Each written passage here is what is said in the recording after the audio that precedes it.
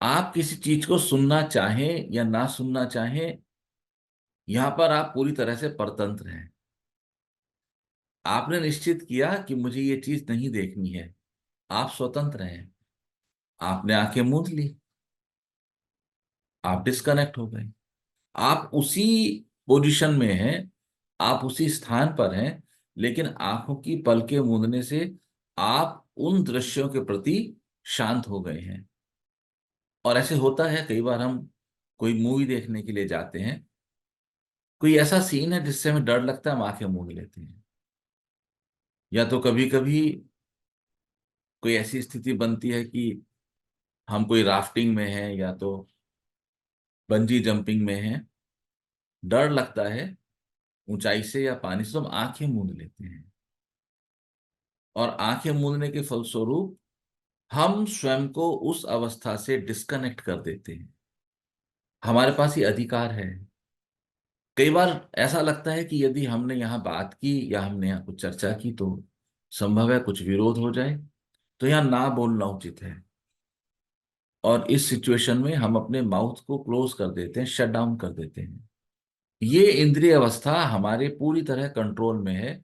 हम यहाँ पर स्वतंत्र हैं। हर क्षण और हर पल में हमारी स्वतंत्र इच्छा का सम्मान करना, हमारी स्वतंत्र इच्छा की अवहेलना ना करते हुए उसको आगे रख के पूरा जीवन जीने की क्रिया में ऐसी क्या अवस्था रही कि सुनने की क्रिया को ईश्वर ने स्वतंत्रता में अलग स्वतंत्रता प्रदान की है। आप ना भी चाहें तो भी आपको सुनना पड़ेगा। या फिर इसके सिर्फ दो तरीके हो सकते हैं। आप वो अवस्था जब आप ना सुनना चाहें तो आप उस समय अपने कानों पे हाथ लगा लें, और या अपने कानों पे कोई रुई लगा लें। अपने अपने जीवन के अनुभवों को यदि आप खोजेंगे तो पाएंगे कि जीवन में ऐसे बहुत कम, रेयर कोई हुआ कि जब कोई बात चल रही हो और आपने अपने कानों में हाथ लगा के सुनने से इनकार कर दिया हो। कभी एक आध बार हो सकता है हुआ हो। हाँ, ऐसा तो पॉसिबल है कि अधिक शोर की वजह से कान बंद किए हों, क्योंकि अधिक शोर की वजह से जब भी वो 20,000 से ज्यादा हो जाएगी हर्ट्ज से फ्रीक्वेंसी, वो आपके कानों को प्रॉब्लम क्रिएट करेगी। तो भौतिक तल पे यंत्र खराब ना हो जाए, इसके लिए तो आपने अपने कान बंद किए। लेकिन कोई व्यक्ति आपके लिए दुर्वचन बोलता है, बुरा बोलता है, बुराई करता है, तब आप अपने कान बंद किए हों और आपने कहा हो कि मैं आपके इन बातों को सुनने से इनकार करता हूं। I don't deserve to listen all these nuisance. ऐसा नहीं होता। हम सुनना चाहते हैं कि देखें वो क्या कहना चाहते हैं। तो जीवन के इस क्रम में जो सबसे ज्यादा कचरा इकट्ठा करते हैं वो कान इकट्ठा करते हैं। और कानों की इस क्रिया के प्रति हमारे पास कभी कोई जागृति नहीं आती। ईश प्रार्थना में आप दूर की ध्वनि सुनते हैं, इसका अर्थ यह है कि कान अपने आप को एक्सपेंड कर रहे हैं, उनका विस्तार हो रहा है, और वो दूर की ध्वनि सुन रहे हैं। अर्थात पास की ध्वनियां जो कि दूर की ध्वनियों के मुकाबले अधिक तेज हो सकती हैं, वो उनको बाईपास कर रहे हैं और वो दूर की ध्वनि सुन रहे हैं, जो बहुत संभव है कि पास की ध्वनि के मुकाबले उनकी तीव्रता काफी कम हो। आपका कान चुनाव कर रहा है। ऐसा जीवन में कभी नहीं घटता।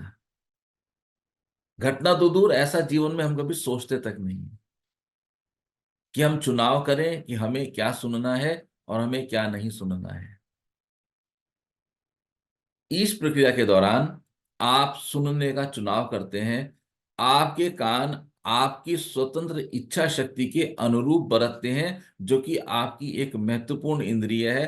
अन्य सभी इंद्रियों से कान इंद्रिय इस भाव में अलग है कि ये आपकी स्वतंत्र इच्छा शक्ति का सम्मान नहीं करती है, जो कि ईश्वर ने भी किया है।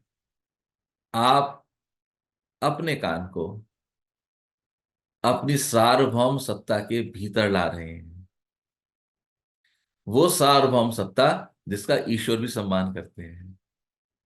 धीरे धीरे आप महसूस करेंगे कि कानों ने जो बरसों से और जन्मों से बोझा उठाया है, कान उससे मुक्त होने की प्रक्रिया में आने लगे हैं। और आप महसूस करेंगे कि भर भर के बाहर कानों से बाहर फेंकने शुरू हो गए हैं। ये छोटी छोटी सी क्रियाएं हैं। मेरा पूरा आग्रह इस बात पर है कि आप इन क्रियाओं को सतत रूप से करें, निरंतर करें।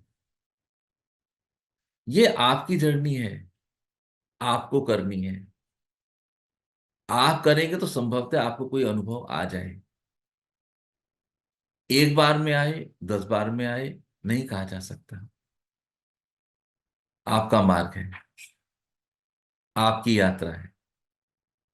लेकिन जैसे जैसे आपको लगेगा कि आपके कानों की क्रियाएं विपरीत दिशा में भी चलने लगी हैं, बहुत सारे क्लेश छट जाएंगे।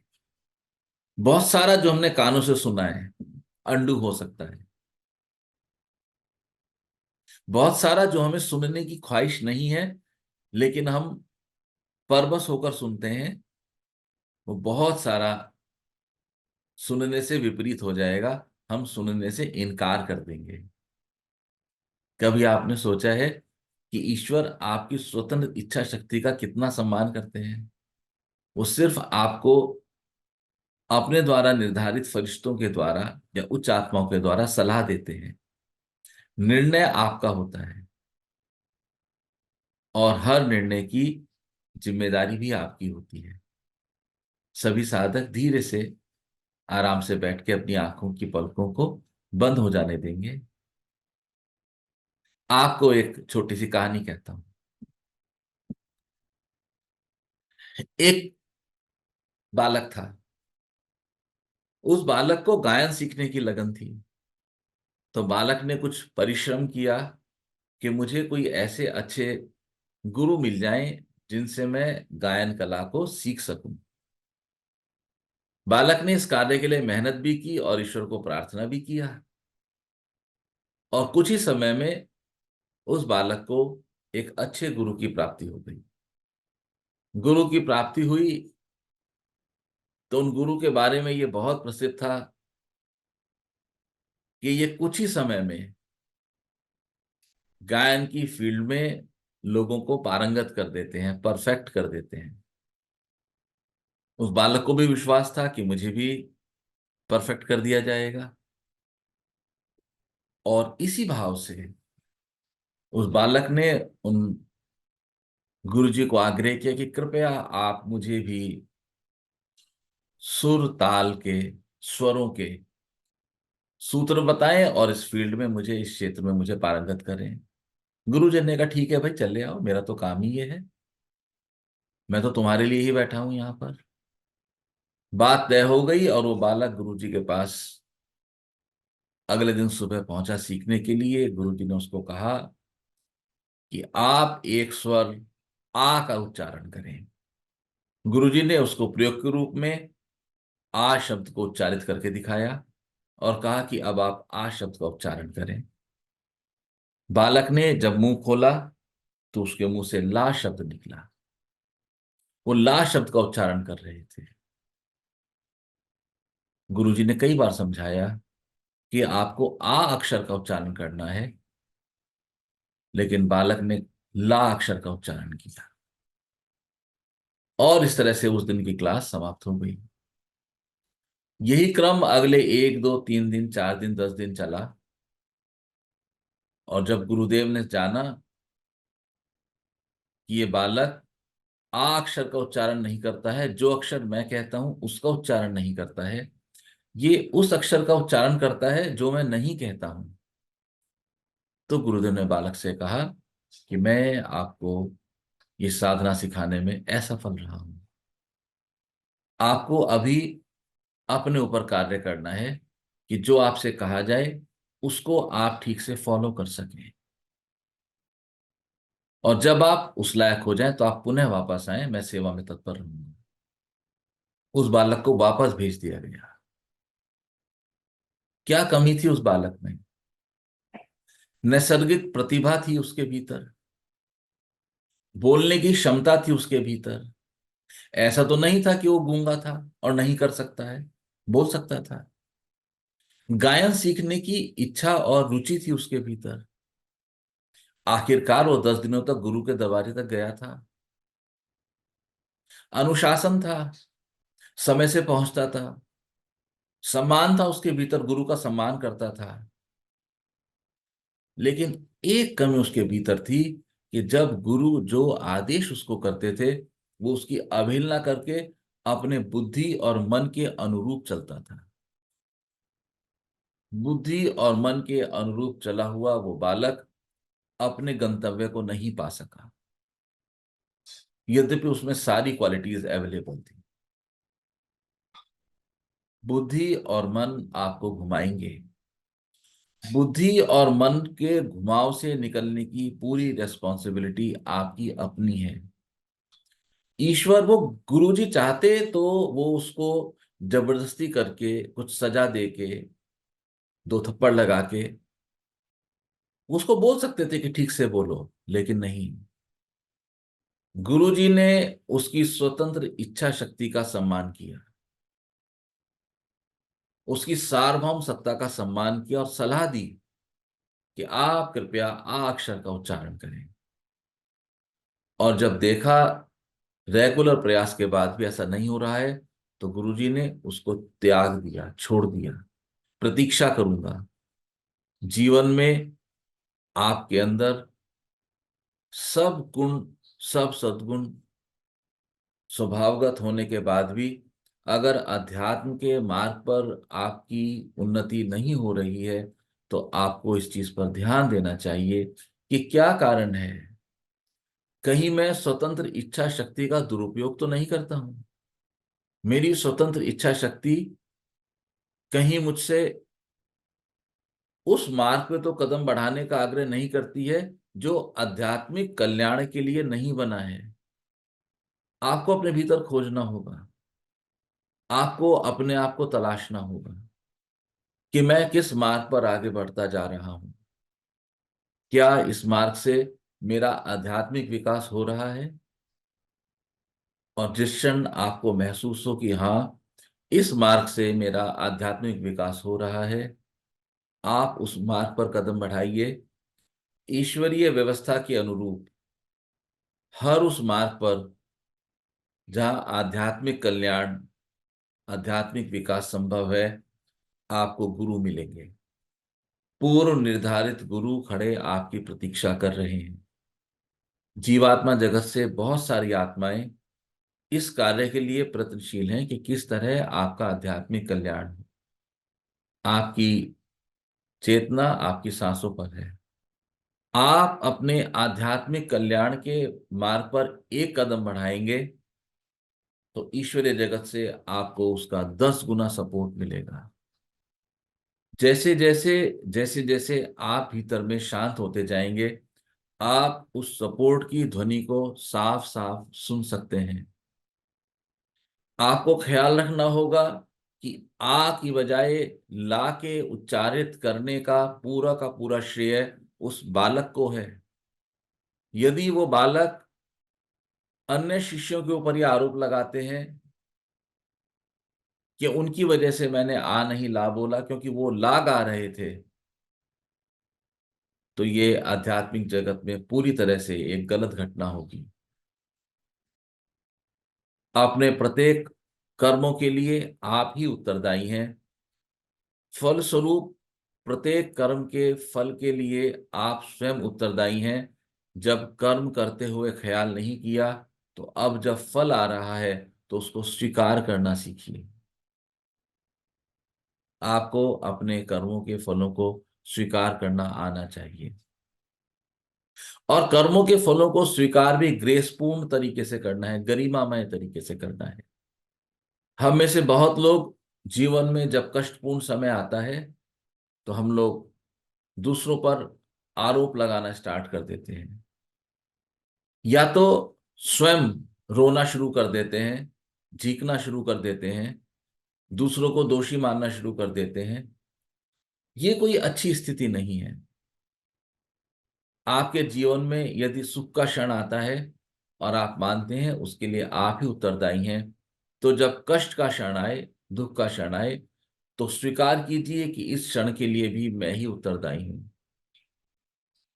और जिस क्षण आप स्वीकार करें कि इस क्षण के लिए मैं ही उत्तरदायी हूं, ठीक उसी क्षण एक ज्योत जलाएं और ईश प्रार्थना के लिए बैठ जाएं और निवेदन करें ईश्वर से कि हे ईश्वर, मुझे शक्ति दें, मुझे ऐसे शक्ति प्रदान करें कि इस कष्ट से निकल पाने में मेरा आत्मबल बढ़ जाए, मेरी रक्षा करें। हे ईश्वर, मेरी इस प्रकार से रक्षा करें कि जितनी भी दुष्टता, दुष्ट शक्तियां इस लोक में व्याप्त हैं, वो मुझे छू भी ना पाए। मुझे विवेक दें हे ईश्वर, इस अवस्था में आगे बढ़ने में मेरे लिए क्या श्रेष्ठ है, उसको जानने का विवेक दें, और उसके बाद फैला दें अपने कानों को दूर तक और धन्यवाद प्रस्तुत करें कि हे ईश्वर, आपकी महती कृपा है। कृतज्ञता प्रकट करें हे ईश्वर, आपकी इतनी कृपा है मुझ पर। जीवात्मा जगत में वो आत्माएं जो आपके कल्याण के लिए नियुक्त की गई हैं, जिनको हम सामान्य भाषा में उच्च आत्माएं, जीवात्मा जगत के गुरु या फरिश्ते भी कह सकते हैं, वो एक्टिव हो जाएंगे और वहां से आपको संदेश भेजना स्टार्ट हो जाएंगे। उन संदेशों के आधार पर आप अपने चलते हुए जीवन में निर्णय ले सकते हैं कि क्या कार्य आपके लिए करना उचित है और क्या कार्य आपके लिए करना उचित नहीं है। जीवन का लिया गया एक गलत फैसला आपके जीवन के कई कई वर्ष खा जाता है, आपको चिंता और तनाव देता है। और अगर यही फैसला जीवात्मा जगत के फरिश्तों के सलाह से लिया जाए तो कोई भी फैसला, निर्णय आपके जीवन का गलत नहीं होगा। फलस्वरूप आप अपने उस निर्णय के साथ जीवन में आनंद का अनुभव करेंगे। अब अधिक समय आपके पास है ध्यान करने के लिए। आप महसूस कर रहे हैं कि धीरे धीरे आपके जीवन की गाड़ी की पटड़ी बदल रही है, ट्रैक चेंज हो रहा है। और सिर्फ उस गाड़ी का ही ट्रैक चेंज होता है जो गाड़ी लगातार चलती रहती है। खड़ी गाड़ियों के ट्रैक चेंज नहीं होते। आपको अपने ध्यान की गाड़ी को लगातार चलायमान अवस्था में रखना है, इसको चलाते रहना है, इसको रोकना नहीं है। यदि ये गाड़ी रुकेगी तो फिर परिवर्तन, उत्थान, आध्यात्मिक कल्याण का आनंद कैसे मिलेगा। आपको अपनी इस जीवन की यात्रा में साधना की गाड़ी को रोकना नहीं है और सतत प्रयास करना है कि जीवात्मा जगत से आपका संबंध बना रहे। जैसे एक पुत्र अपने पिता से प्रार्थना करता है, यदि एक पुत्र को चॉकलेट चाहिए तो स्ट्रेट अवे अपने पिता के पास जाके कहता है, पापा मुझे चॉकलेट चाहिए। उनके कंधों पर चढ़ता है, उनके बाल खींचता है, उनका कोट खींचता है, मुझे चॉकलेट चाहिए। तो पिता उसको मारते नहीं है, उसको गोद में लेके उसको चॉकलेट दे देते हैं। यही संबंध हमारा परम पिता ईश्वर से है। वो हमारे सच्चे पिता हैं। तो जीवन में जब भी कुछ चाहिए आपको, तो कृपया ईश्वर से मांगिए। ईश्वर से मांगना एक सबसे बड़ी कला है, सबसे बड़ा प्रेम है। आप उससे मांगते जिससे आपको प्रेम होता है। यदि आपको लगता है कि ईश्वर आपके मन की सारी बात जान लेते हैं और आपको स्वयं दे देंगे जो आपको चाहिए, तो आप एक बहुत बड़े धोखे में हैं, क्योंकि ना मांगना आपकी स्वतंत्र इच्छा शक्ति का, बिना मांगे देना आपकी स्वतंत्र इच्छा शक्ति का सम्मान करना नहीं है। यद्यपि ईश्वर जानते हैं, लेकिन वो मांगेंगे तब जब जब वो देंगे तब जब आप उनसे मांगेंगे, क्योंकि ईश्वर आपकी सार्वभौम सत्ता का सम्मान करते हैं। कृपया मांगिए। लोग मानते नहीं हैं ईश्वर से, सकुचाते हैं मांगने में। लेकिन मैं कहता हूं मांगिए। हमारे शास्त्र डिमांड से भरे पड़े हैं। कोई भक्ति का वरदान मांगते हैं, कोई अस्त्र शस्त्र मांगते हैं, कोई शक्ति मांगते हैं, कोई सफा मांगते हैं हाथ में। आप मांगिए। हाँ, इच्छा आपकी वो ही पूरी की जाएगी जो आपके आध्यात्मिक हित में होगा, आध्यात्मिक कल्याण में होगा। लेकिन आप मांगिए। छोटी छोटी चीजों को मांगना शुरू कीजिए। आप महसूस करेंगे कि आप धीरे धीरे बहने से लगे हैं। जो आपके समीप लोग हैं, जो आपके आसपास हैं, जो आपसे प्रेम करते हैं, यदि वो आपकी कुछ मदद कर सकते हैं तो कृपया उनसे मदद मांगिए। क्योंकि ईश्वर चाहते हैं कि यहाँ धरती पर हम सहचर्य में रहना सीखें, परस्पर एक दूसरे का सहयोग करना सीखें, अपनी छोटी छोटी आवश्यकताएं परस्पर एक दूसरे के ऊपर आश्रित होकर उनसे सहारा लेकर आगे बढ़ें। मांगना सीखिए। यदि आप मांगते नहीं हैं तो आप एक बहुत बड़े अहंकारी व्यक्ति माने जाएंगे, जिसको इस बात का अहंकार है कि वो अपनी सारी जरूरतें स्वयं ही पूरी कर सकता है। मांगिए धीरे धीरे, और आप देखेंगे कि आप ईश्वर के सामने मांगने की लिस्ट लेकर बैठे, धीरे धीरे धीरे धीरे धीरे धीरे वो लिस्ट छोटी होती जाती है। या तो उस लिस्ट की लिखी हुई बातें आपको प्राप्त हो जाती हैं, या बिना प्राप्त हुए आपको उन चीजों की संतुष्टि मिल जाती है। इसलिए मांगिए, ईश्वर से डिमांड कीजिए।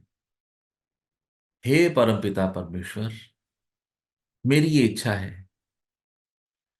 और जब आप जानते हैं कि उनसे कुछ छिपा नहीं है तो छिपाने की आवश्यकता भी कैसी। फिर स्पष्ट बता दो, फिर स्पष्ट बता दो। आपके आध्यात्मिक हित में आपकी प्रत्येक वो इच्छा पूरी की जाएगी जिसमें आपका आध्यात्मिक कल्याण निहित है। मुस्कुराइए, जीवन में मुस्कुराइए, और छोटे छोटे हल्के हल्के चुटकुले और मजाक करते रहिए। प्रसन्न रहिए, क्योंकि हम उस परम सत्ताधारी ईश्वर के पुत्र हैं। हमें दुखी होने का कोई कारण नहीं है। हमने जाना कि कैसे हम अपने दुख को भी अपने गरिमामय आचरण से उस अवस्था को भी आगे लेके चलेंगे, और उस अवस्था में ईश्वर से प्रार्थना करेंगे रक्षा की, शक्ति की, विवेक की। इन तीनों ब्रह्मास्त्र से हम दुख के समय को बहुत आसानी से पूरा करके आगे निकल जाएंगे। प्रार्थना कीजिए स्वयं के लिए। प्रार्थना कीजिए उन आत्माओं के लिए जो पृथ्वी पर आपके साथ कनेक्टेड हैं और आपको जीवन में एक या अधिक प्रकार से सहयोग कर रही हैं। ईश्वर से प्रार्थना कीजिए उन फरिश्तों के लिए जो जीवात्मा जगत से आपको सहयोग कर रहे हैं। ईश्वर से प्रार्थना कीजिए उन सब सह आत्माओं के लिए जो इस समय पृथ्वी पर किसी भी स्थान पर आपके साथ जीवन जी रही हैं। प्रार्थना कीजिए, अपनी प्रार्थनाओं को फैलाइए और मांगिए ईश्वर से कि हे ईश्वर, अपनी कृपा से भर दो मेरा ये जीवन। मेरा हाथ अपने हाथों में लेकर ईश्वर मेरा मार्गदर्शन कीजिए, मुझ पर कृपा बरसाइए। आपकी चेतना आपकी सांसों पर है, और आप अपनी भीतर उतरती और बाहर जाती हुई श्वासों को देख रहे हैं, और आप बहुत प्रसन्न हैं।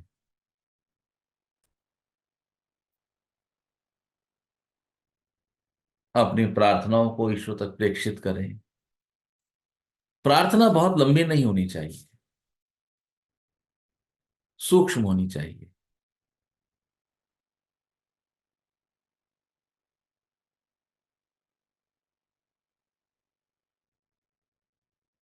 आने वाली 3 श्वासों पर ध्यान करेंगे।